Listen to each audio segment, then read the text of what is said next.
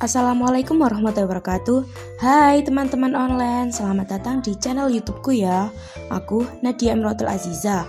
Kalian bisa panggil aku Nadia. Pada video kali ini, aku akan sedikit menjelaskan mengenai sistem pencernaan. Nah, teman-teman online, gimana ya sistem pencernaan itu? Penasaran nggak? Yuk langsung aja tonton penjelasan berikut ini. Sistem pencernaan makanan adalah kumpulan organ yang bertugas mencerna makanan menjadi bentuk yang dapat diserap tubuh. Proses pencernaan makanan meliputi ingesti, yaitu memasukkan makanan, digesti, absorpsi, dan eliminasi, atau pengeluaran sisa-sisa pencernaan. Proses pencernaan terjadi dalam dua cara, yaitu yang pertama pencernaan fisik atau mekanik, atau yang sering disebut dengan ingesti, yaitu pencernaan makanan secara mekanik. Yang kedua yaitu pencernaan kimiawi atau digesti, yaitu pencernaan makanan dengan enzim. Berikut merupakan urutan proses pencernaan. Yang pertama yaitu rongga mulut. Rongga mulut adalah tempat awal terjadinya pencernaan mekanik dan kimiawi. Dalam rongga mulut terdapat gigi, yaitu organ pencernaan mekanik yang terdapat pada mulut yang menempel pada gusi. Adapun macam-macam gigi yaitu ada 3. Yang pertama gigi seri, yaitu untuk memotong makanan. Yang kedua gigi taring untuk merobek makanan, dan yang terakhir yaitu gigi geraham depan dan gigi geraham belakang untuk mengunyah dan menghaluskan makanan. Dalam mulut terdapat lidah, tersusun atas otot luri, epitel, kubus, dan membran mukosa. Lidah mengandung papila yang berfungsi sebagai indera pengecap. Fungsi lidah sendiri yaitu sebagai indera perasa, mencampur dan mengaduk makanan dengan ludah, mendorong makanan masuk ke esofagus. Selain itu, dalam mulut juga terdapat ludah atau yang sering disebut dengan saliva. Dihasilkan oleh kelenjar ludah yang berjumlah 3 pasang. Yang pertama yaitu glandula parotis, terletak dekat telinga, menghasilkan ludah berupa air yang mengandung enzim amilase. Yang kedua, glandula sublingualis, terletak di bawah lidah dan menghasilkan ludah berupa air dan lendir. Yang ketiga yaitu glandula submandibularis yang terletak di rahang bawah dan menghasilkan ludah berupa air dan lendir. Fungsi ludah sendiri yaitu untuk mencerna makanan secara kimiawi, membasahi makanan, mencegah mulut dari kekeringan, membunuh mikroorganisme, dan yang terakhir sebagai larutan penyangga. Proses pencernaan yang kedua yaitu lambung. Lambung atau yang disebut dengan ventriculus adalah kantung makanan yang merupakan saluran pencernaan. Adapun struktur lambung yaitu sebagai berikut. Yang pertama kardia, bagian lambung atas dekat jantung. Yang kedua fundus, bagian lambung tengah yang membulat. Yang ketiga pilorus, bagian lambung bawah dekat usus.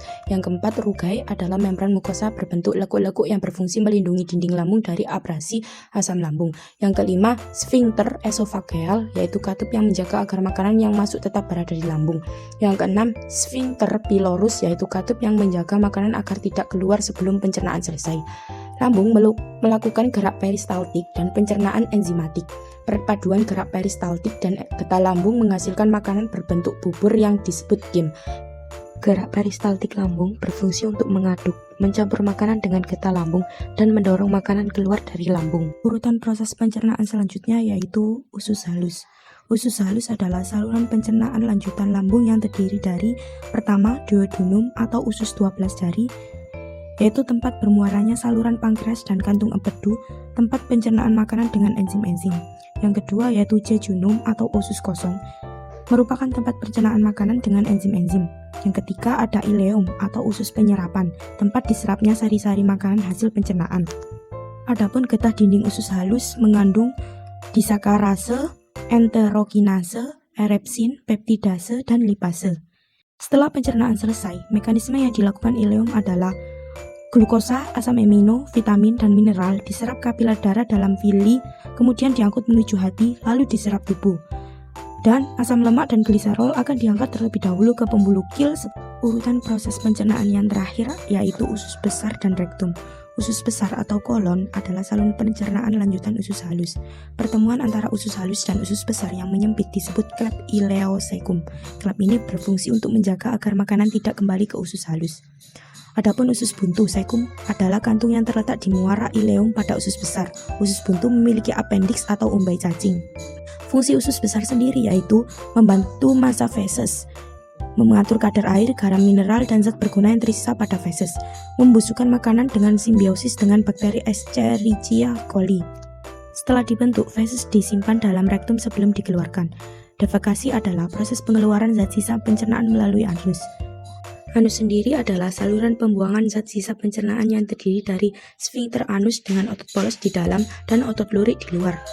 Kontraksi rektum dapat menyebabkan refleks gastrokolik yang dapat dilakukan secara sadar, dan otot pencernaan akan berkontraksi sehingga feses terdorong keluar. Nah, teman-teman online, itu tadi ya penjelasan mengenai sistem pencernaan. Semoga apa yang udah aku jelasin dapat bermanfaat ya buat teman-teman online. Oh iya, jangan lupa like, share, komen, dan subscribe channel YouTube ini ya. Terima kasih dan sampai jumpa di pembahasan selanjutnya. Wassalamualaikum warahmatullahi wabarakatuh.